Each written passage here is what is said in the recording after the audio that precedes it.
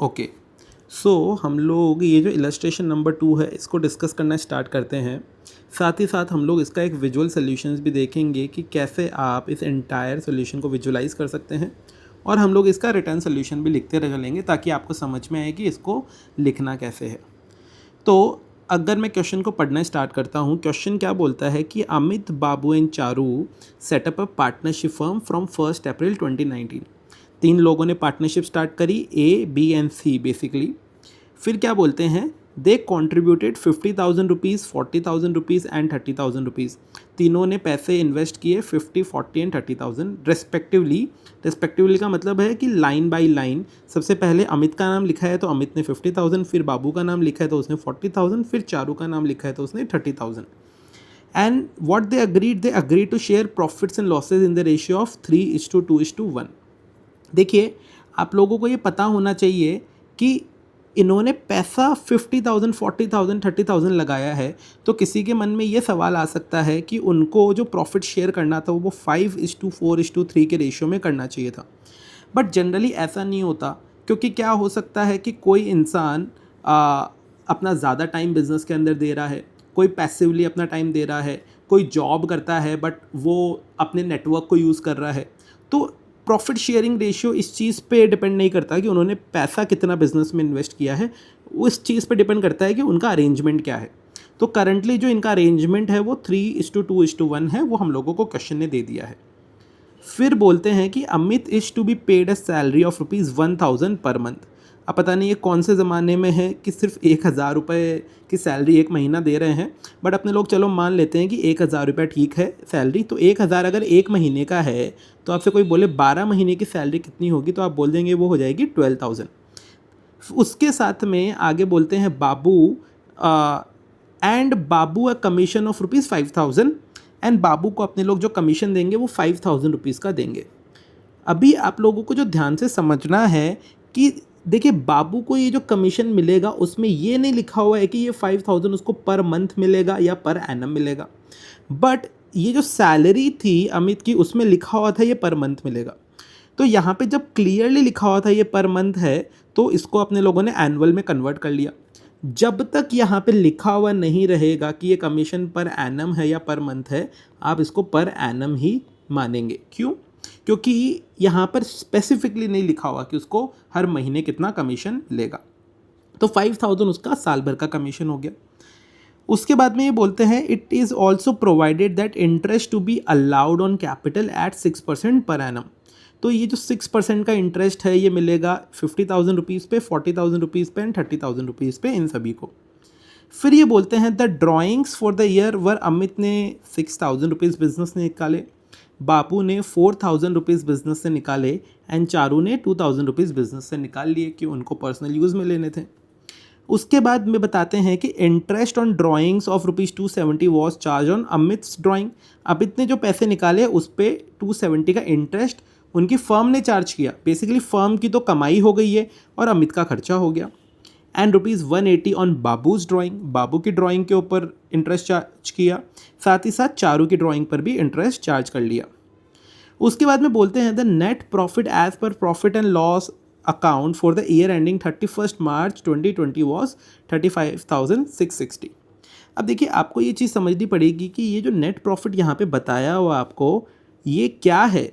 ये जो 35,660 का नेट प्रॉफिट है, इस अब देखिए क्वेश्चन के अंदर कभी ये नहीं बताता है कि इनका बिज़नेस जो है वो कितना किस चीज़ का है।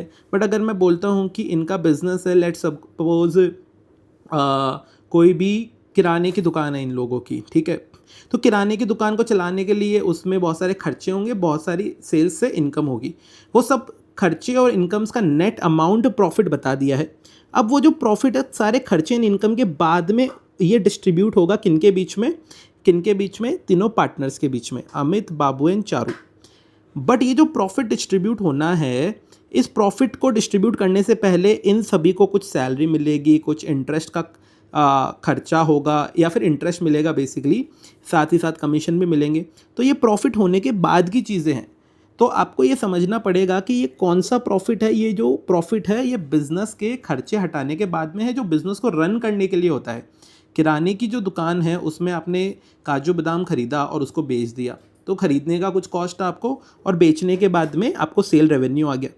ये दोनों बिजनेस के खर्चे हैं। फिर जो प्रॉफिट बचेगा फाइनली वो डिस्ट्रीब्यूट होगा इन सभी पार्टनर्स के बीच में, सब्जेक्ट टू उनके कमीशन, सैलरीज और वो सारी चीज़ों के। ठीक है, क्वेश्चन क्या बोलता है हम लोगों को, prepare the profit and loss appropriation account to show the distribution of profits. अभी इन सारे पार्टनर्स का प्रॉफिट डिस्ट्रीब्यूशन हम लोगों को बताना है। अब देखिए, हमेशा जब भी आप पढ़ाई करते हो तो हमेशा ध्यान रखें पहले क्वेश्चन को पूरा पढ़ें, इवन फॉर एग्जाम, देन उसको सॉल्व करना स्टार्ट करें, क्योंकि कोई इन्फॉर्मेशन ऐसी हो सकती है जो आपकी मिस हो सकती है। ठीक है, तो चलिए अभी इस क्वेश्चन को हम लोग डिस्कस करना स्टार्ट करते हैं। मैं आपको यहाँ से बताता हूँ कि, और साथ साथ में अपने लोग इसको लिखेंगे भी। तो बेसिकली क्वेश्चन ने क्या बोला कि हमारे 3 पार्टनर हैं, कौन कौन से, आपने बोल दिया अमित, जो उसको मिलेगा 3/6 का रेशियो। बेसिकली जब हम लोग बोलते हैं कि इनका प्रॉफिट शेयरिंग रेशियो 3:2:1 था, इसका मतलब हो गया 3 + 2 + 1, इन तीनों को जोड़ लिया तो ये हो गया 6, और उसको हम लोगों ने क्या बोल दिया, ये हो गया 3/6 किसका, वो अमित का।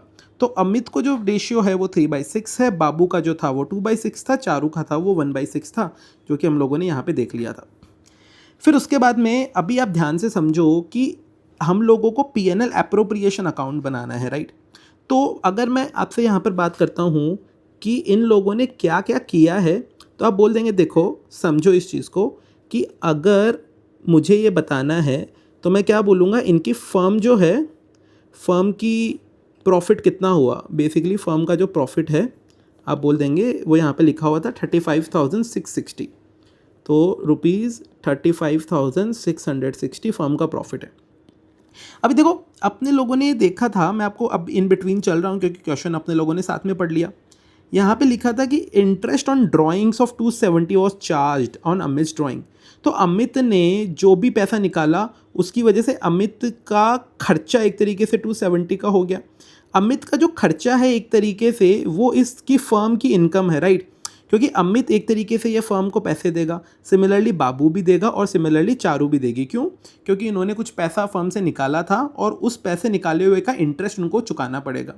It is as good as कि आपने जैसे बैंक से लोन लिया और लोन का इंटरेस्ट आपको बैंक को चुकाना पड़ेगा, वैसे ही इन लोगों ने अपनी फर्म से पैसे उठाए और उसका इंटरेस्ट चुकाना पड़ रहा है। तो आप क्या बोलेंगे कि उनका जो इंटरेस्ट है वो 270, 180 एंड 90 है। तो आप बोल देंगे कि फर्म का प्रॉफिट तो 35,660 था, बट उसके अलावा फर्म के अंदर क्या हुआ, आप बोलेंगे फर्म को एक चीज़ का और फ़ायदा हुआ, वो है इंटरेस्ट ऑन, यहाँ पे मैं लिख दूँगा ड्राइंग्स। कितना हुआ, आप बोल देंगे 3 इंटरेस्ट थे, क्या क्या, 270, 180 एंड 90। तो मैंने यहाँ पे लिख दिया 270 + 180 + 90। ठीक है, इन तीनों को जब ऐड करेंगे तो आप बोल देंगे ये अपना आता है 540, वो आप ऐड कर लीजिएगा। तो इफेक्टिवली अगर आपसे कोई पूछे कि भाई फर्म जो है उसने कितने रुपए कमाए, तो आप बोल देंगे कि भाई इन दोनों को हम लोगों को ऐड कर लेना चाहिए। तो एक बार इनको ऐड कर लेते हैं, 35,660 + 540, तो ये आपका आ जाएगा 35,700 + 500, 36,200 रुपीज़ जो हो गया वो आपका अमाउंट आ गया यहाँ पे। मैं इसको वापस से एक बार कैलकुलेटर पे कैलकुलेट कर लेता हूँ, बट आपको एग्जाम पर्पज से खुद के दिमाग में कैलकुलेट करना पड़ेगा, तो आप वो देख लीजिएगा। 36,200 रुपीज़ आपका ये फर्म की कमाई हो गई। मैंने यहाँ पे लिख दिया फर्म की कमाई। ओके, इसी चीज़ को हम लोगों ने विजुअल्स के थ्रू समझाने की कोशिश करी है कि आप इस चीज़ को समझो कि ये पूरी एक फर्म की एक बड़ी टैंकर है। यहाँ पे मैं एक सेकेंड इरेजर काम में लेता हूँ। यहाँ पे पूरी फर्म की एक बड़ी टैंकर है। इस फर्म के अंदर क्या होगा, कुछ तो पैसा आया वो नेट प्रॉफिट के थ्रू आया, जो कि आप यहाँ पे देख रहे हैं, जो ये पाइप के थ्रू आ गया। कुछ पैसा आया वो ड्राइंग्स के थ्रू आया। क्यों? क्योंकि पार्टनर्स ने पैसा निकाला और पैसा निकालने के बाद में पार्टनर्स ने उस पर इंटरेस्ट फर्म को पे किया। तो आपने बोल दिया कि उन तीनों ने 270, 180 एंड 90, तो 540 का इंटरेस्ट पे किया। तो ये सारा का सारा पैसा इस फर्म में पहुंच गया। तो फर्म के पास टोटल जो इनफ्लो, टोटल जो पैसा अवेलेबल है अभी है वो 36,200, वही 36,200 अपने लोगों ने यहाँ पे दिखाने की कोशिश करी है। फिर ये दिखाने के बाद में अभी अपने लोग लाइन से चलते हैं इसमें कि और क्या क्या हुआ। आप लोगों को ये पता था कि अमित जो है उसको 1,000 रुपीज़ पर मंथ की सैलरी मिली थी, बेसिकली 12,000 रुपीज़ की सैलरी मिली थी। तो मैं यहाँ पे क्या लिख सकता हूँ कि अगर मुझे इसमें से लेस करना है तो मैं यहाँ पे लिखता हूँ लेस अमित सैलरी। कितनी सैलरी थी उसकी, क्योंकि अब वो फर्म से बाहर जाएगा तो आप बोल देंगे वो थी 1000 रुपीज़ इंटू 12 मंथ्स, तो जो कि आती है 12,000 रुपीज़ की सैलरी, तो इसको माइनस कर देंगे। उसी चीज़ को देखिए आप, अभी इसको मैंने विजुअल के थ्रू समझाने का कोशिश किया है। अब फर्म के पास ये जो पूरी बकेट थी, यहाँ पे अगर आप देखेंगे इस बकेट के अंदर 36,200 रुपीज़ आ गए थे, राइट। अब उसमें से कुछ पैसे बाहर जाएंगे, राइट, क्योंकि उसको फर्म जो है वो अपने पार्टनर्स को पे करेगी या जो भी रीजंस होंगे। तो आप यहाँ पे देखेंगे कि इसमें से सैलरी कितनी चली गई, सैलरी चली गई 12,000 रुपीज़, और वो किसके बकेट में चली गई, आप बोलेंगे वो अमित के पास, अमित के बकेट में पहुँच गई है। तो हम लोगों ने या क्या किया, वो 12,000 रुपीज़ जो है वो अमित के बकेट से माइनस कर दिया। सिमिलरली हम लोगों को ये पता है कि जो बाबू है उनको कमीशन मिलेगा 5,000 रुपीज़ का, तो हम लोगों ने यहाँ पे भी क्या लिख दिया, यहाँ पर अपने लोग लिख देंगे लेस, क्या माइनस करेंगे अपने लोग, यहाँ पे लिख देंगे अपने लोग लेस बाबूज कमीशन, एंड आप बोल देंगे ये जो है हम लोग यहाँ पे सीधा का सीधा ये 5,000, मुझे थोड़ा हैंडराइटिंग पे काम करना पड़ेगा सुधारने में ताकि आपको समझ में आए, बट हाँ ये जो है 5,000 अपने लोग लेस कर देंगे। सिमिलरली वो विजुअल के थ्रू अगर आप देखेंगे तो बाबू जो है उसको ये 5,000 का कमीशन मिल रहा है, तो फर्म की टोटल कमाई में से वो 5,000 निकल के बाबू की बकेट में जाके बैठ रहा है। ऐसा हम लोगों ने इसको दिखाने का कोशिश किया है। फिर उसके बाद में हम लोग देखेंगे कि देखो ये क्या बोलते हैं, उन सारे पार्टनर्स को इंटरेस्ट ऑन कैपिटल भी मिलेगा, कितना 6% का। तो अगर हम लोग यहाँ पे इंटरेस्ट ऑन कैपिटल को कैलकुलेट करने की कोशिश करेंगे तो यहाँ पे अब इंटरेस्ट जो है वो फर्म का तो खर्चा ही है, राइट। तो अपने लोग क्या लिखेंगे, लेस इंटरेस्ट ऑन कैपिटल, ठीक है। 3 पार्टनर्स हैं, क्या क्या नाम है, आप बोल देंगे एक का नाम है अमित, दूसरे का नाम है बाबू और तीसरे का नाम है चारू, ठीक है। अमित, बाबू एंड चारू ने कितने कितने पैसे लगाए थे, आप बोल देंगे उन्होंने लगाए थे 50,000, 40,000 एंड 30,000। तो आप यहाँ पे बोल देंगे अमित ने लगाए थे 50,000, बाबू ने लगाए थे 40,000 एंड चारू ने लगाए थे 30,000। और इनको जो इंटरेस्ट मिलेगा वो पूरे साल भर के लिए मिलेगा, क्योंकि क्वेश्चन ने बोला था कि 6% इनको इंटरेस्ट मिलेगा, वो पर एनम मिलेगा, और इन्होंने पैसा जो है वो 1 अप्रैल को बिजनेस में डाला था। अभी 1 अप्रैल से लेके जब इनका साल ख़त्म होगा, अपने यहाँ पे जनरली 31 मार्च को साल ख़त्म होता है, फॉरेन कोई कंपनी होगी उसके अंदर दिसंबर में ख़त्म हो सकता है, बट इंडियन कंपनी मान के, क्योंकि अपने इंडिया के अकाउंट्स कर रहे हैं, तो मार्च में ख़त्म होगा, मतलब पूरे 12 महीने का इंटरेस्ट मिलेगा इनको। तो आप सिंपली यहाँ पे क्या बोल दोगे कि इनको जो 6% का इंटरेस्ट मिलेगा तीनों को, वो पूरे 12 महीने के लिए मिलेगा। तो मैं फॉर्मेलिटी के लिए मल्टीप्लाइड बाई 12 और डिवाइड बाई 12 ये लिख रहा हूँ, ये मैंने लिखा। और उसके बाद में इनका कितना कितना इंटरेस्ट बनेगा, तो अगर आप ये देखेंगे तो ये तो बन जाएगा 3,000 रुपीज़, ये बन जाएगा 2,400 रुपीज़, और ये बन जाएगा 1,800 रुपीज़। ये तीनों के तीनों इंटरेस्ट के खर्चे बन गए। ये कौन पे कर रहा है, ये फर्म पे कर रही है इन तीनों इंडिविजुअल पार्टनर्स को, राइट, क्योंकि पार्टनर्स ने पैसे फर्म को दिए हैं। It's as good as that कि आप अपने पैसे अगर बैंक को दे दोगे तो बैंक आपको इंटरेस्ट देगी, तो वो बैंक का खर्चा हो गया, आपकी इनकम हो गई। और हम लोग यहाँ पे फर्म के बुक्स ऑफ अकाउंट्स बना रहे हैं, एक तरीके से बैंक की बुक्स ऑफ अकाउंट्स बना रहे हैं। तो ये बैंक का या फर्म का खर्चा हो गया, तो आप बोल देंगे कि ये 3,000 प्लस 2,400 प्लस 1,800, तीनों को जब ऐड कर लेंगे तो फर्म का 7,200 का खर्चा हो गया इंटरेस्ट ऑन कैपिटल के नाम पे। उसी चीज़ को हम लोगों ने यहाँ पे समझाने की कोशिश करी है। आप इस चीज़ को ध्यान से देखो कि ये जो आपकी बकेट थी ये धीरे धीरे खाली हो रही है, क्योंकि हम लोगों ने ऊपर सैलरी पे कर दिया, कमीशन पे कर दिया, अब हम लोग इंटरेस्ट भी पे करेंगे। तो आपने देखा कि इसमें से 3 बकेट बनी हुई है, 1, 2 और 3। ये तीनों जो बकेट है उसमें से पैसा पहुंच रहा है कहाँ से, फर्म से। तो ये पैसा इंटरेस्ट का 3,000, 2,400 एंड 1,800 जो कि हम लोगों ने यहाँ पे निकाला था, ये पैसा बाहर निकल के पहुँच रहा है।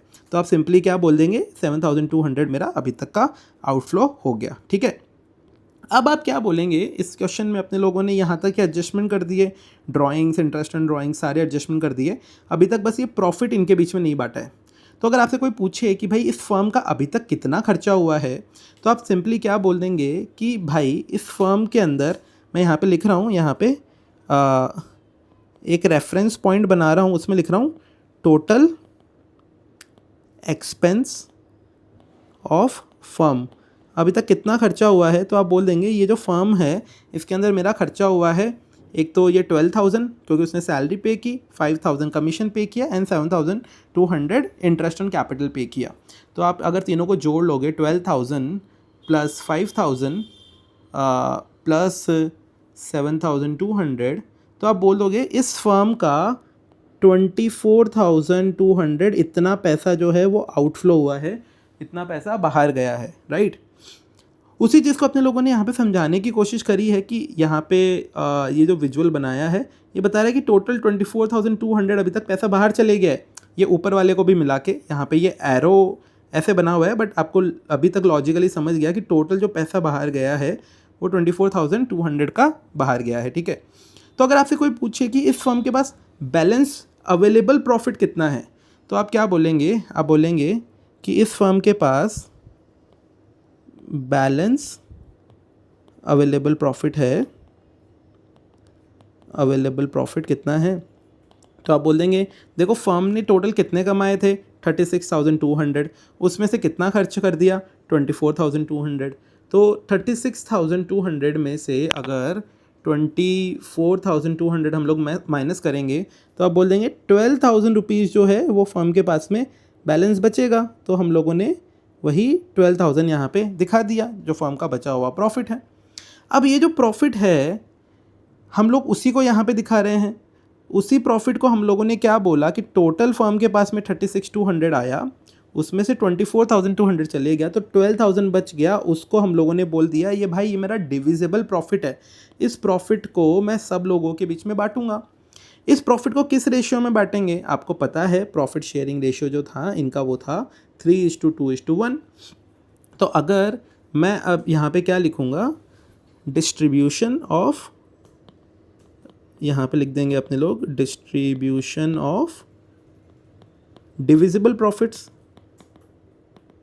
Divisible profit. आप क्या बोल देंगे, आप ये बोलेंगे सिंपली कि ये जो नंबर है ये है 12,000 का। तो एक सेकेंड मुझे इसको अंडू करना पड़ेगा। आप इसको बोल देंगे ये जो नंबर है ये है 12,000 का, इसको बांटेंगे किसके बीच में, आप बोल देंगे इसको बांटेंगे 3 लोगों के बीच में। कौन कौन हो गए, आप बोल देंगे हमारा हो गया Amit and Babu and Charu, okay. इनका रेशियो कितना था, आप बोल देंगे 3:2:1। तो आप ये बोल देंगे ये 3/6, ये 2/6 जो हम लोगों ने देखा था, और ये 1/6, राइट।